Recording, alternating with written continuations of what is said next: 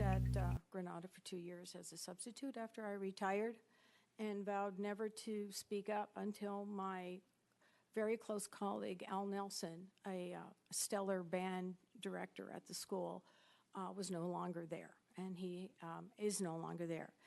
I think my main point here is that we are creating schools that harm other schools.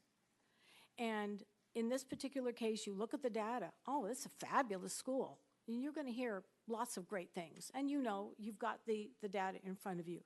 However, they are taking students from all the other charters, which now, all the other traditional schools. So they have more English language learners, huge numbers of greater numbers, special ed. They are impacting, in other words, one school is being allowed to impact all the other traditional schools that are in that area. And I'm so great, you know, it's just wonderful that we have these wonderful opportunities for certain kids that select this particular type of quasi-private school with very, very high standards, in which case many students who don't feel they can cut it have to escape to other schools. And this is not what charter schools were supposed to be. So yeah, you're going to hear great things about the school, no argument. But is it really fair?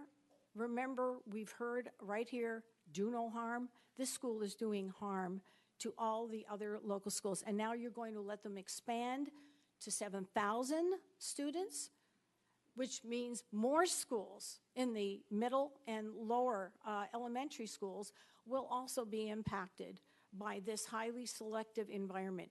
And yes, students select the school, and the school selects the students. There's a huge amount of selection that's going on, and you've been made aware of that, so it is no surprise. Last but not least, item 16, that school was denied 5 years ago, and it went up to the state, to Mr. Bowers as chairman of the Advisory Commission on Charter Schools, and was approved.